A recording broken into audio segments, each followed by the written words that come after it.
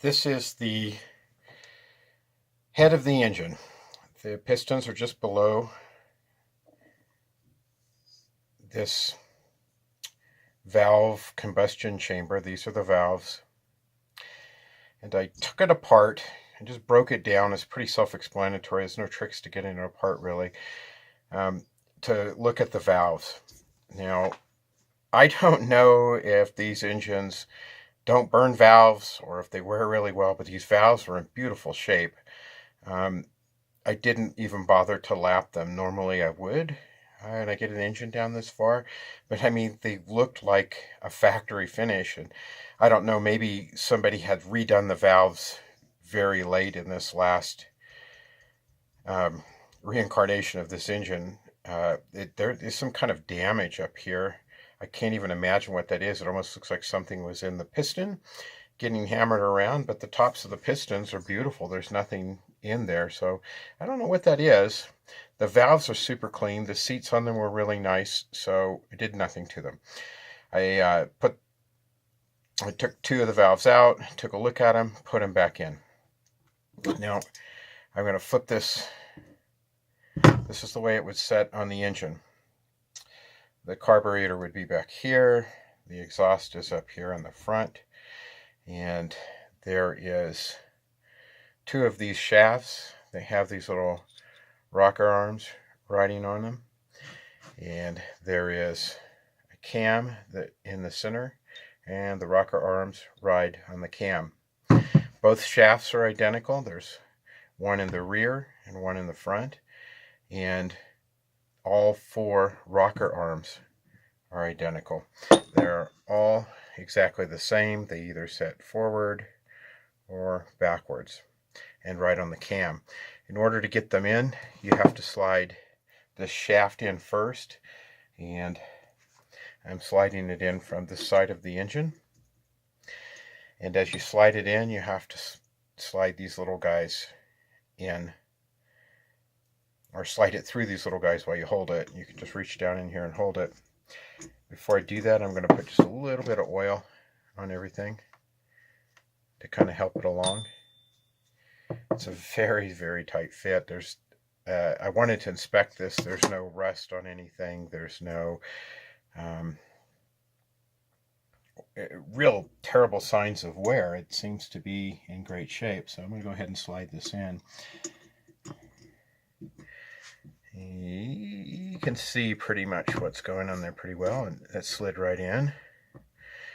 Now if it gets a little snug, you can take just your hammer and real lightly tap that in. We don't want to booger it up or damage it in any way. And these rocker arms fit almost perfectly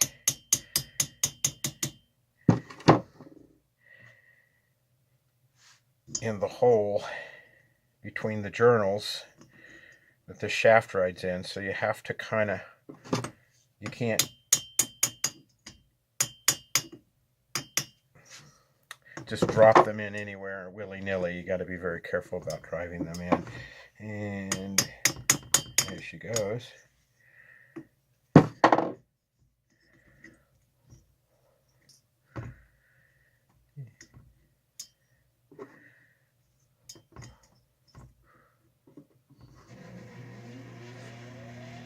So, friend the heater. Come on, buddy.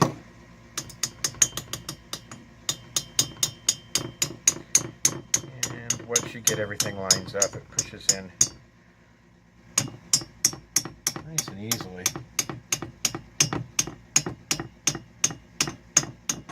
This light tap is not damaging anything. Now, these little retainer pins go on each end of that shaft, so I've driven it out just a little too far to make it easy for me to put the pin on.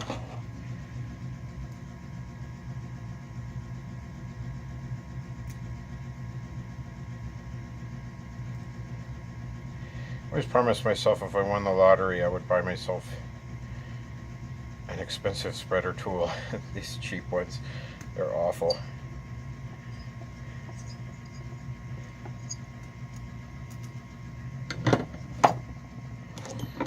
I've got a little screwdriver here where I can just spin that pin around and make sure it's in its groove, and it looks good. I'm just going to tap it back tight the other direction to make it stick out as far as I can. It's probably just a little bit too much. Got a little drift pin here.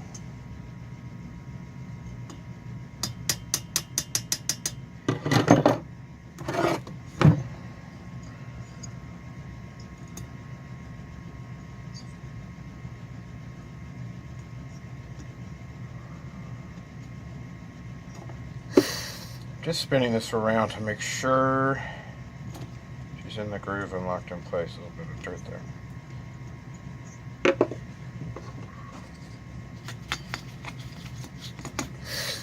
I've been cleaning everything up as I've been going along. The engine's cleaned up pretty well. When I'm all finished assembling it, I'll give the outside of the engine a very nice thorough cleaning.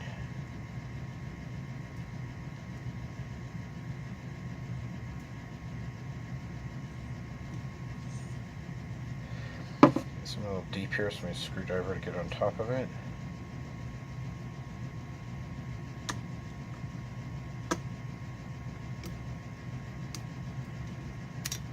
Double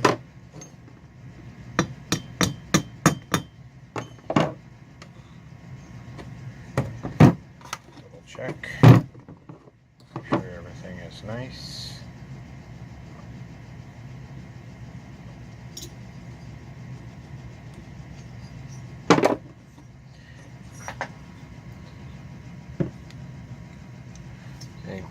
There's the retaining rings in there. They're right under there.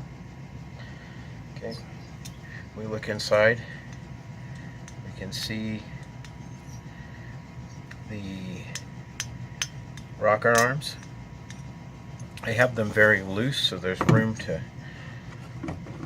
slide the cam in. The cam will only slide in one direction, and that's on this side. You have a very large opening. You have a small opening on this. This side is the side that actually has the timing gear on it. For getting these rocker arms, you have to adjust them, of course, but I wanted to open them up so I could slide the cam in, and I made this tool. It's just an old screwdriver. It's broken, and I cut a notch in it with an angle grinder the size of the top of this square head on the rocker arm adjustment. It's really small. I'm sure I could buy something. I just didn't own anything that small. So I'm going to go ahead and slide the cam in.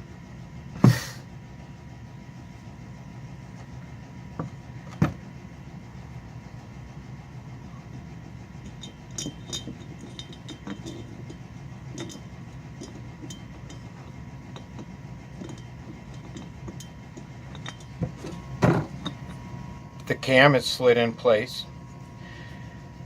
It comes out this other side. There's no retaining ring on it, and it slides in here. You know it's in place because the rocker arms are setting on the cam lobes. They're all lined up nice. There is nothing really to hold it in place other than all of the timing gear mechanism, which that'll all hold it in place.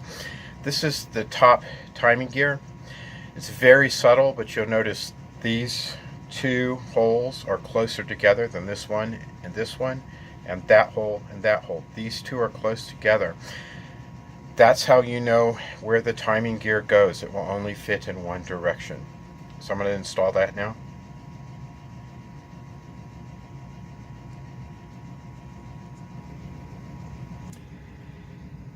Before we install the head on this 1963 CA 95 150cc Honda motorcycle, there's a few things we have to do. Now, I like to set, not like I've done this many times, but I like to set the timing up before I put it together. Then there's ways to check it as we're putting it together, but this is the timing gear at the top of the engine. This would be the top of the engine, this would be the cylinder, and the head is here. It's got the cam and the valves inside of it. On this gear, there is a 0 stamped on that gear. When the pistons are at top dead center, that 0 is at the very top center of the engine, right up here. So I've moved the cam around until I've got it right at top dead center. Now I will pull this off. The bolts here are still loose. I will pull this off to get the timing chain on, but I know that it's in the correct position. Okay, I also can see that bolt is oriented towards the top, so that's pretty handy to know. Down here on the engine, this is the crankcase, and I can rotate it around, and when I rotate it around, there's a keyway here in the top of the crank for a half moon key. When that keyway is pointed straight parallel with the pistons, so just straight up in the engine, the pistons are at top dead center. You can actually see them. So we can move them around a little bit. You can see them go up and down. So we can bring them up, and that keyway points right parallel with the center line of the pistons. It's at top dead center. So I can go ahead and start to assemble it now. Inside of the cylinder, let's pull this back just a little bit so you can see it. Inside of the cylinder, in this port right here, is this guide wheel for the timing chain. It slides right in here and gets screwed in with this bolt. It rides on this bolt. Everything is encompassed there. There's a small O-ring here at the top of it. I'm going to put that aside for a second. I'm just going to slide the chain through. It has to be taken apart because in the casting there is a division in the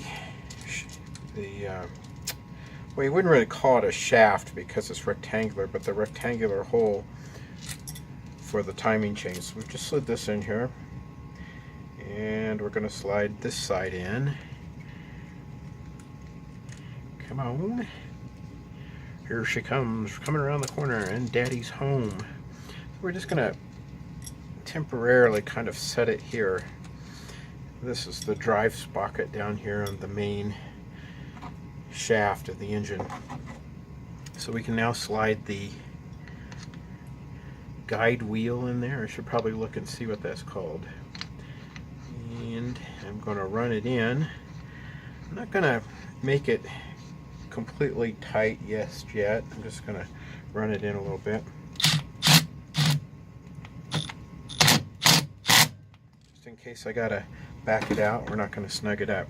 So now the chain is around the drive gear, it's through the cylinder, and now we have to get it up. I'm going to turn the engine up for that. Never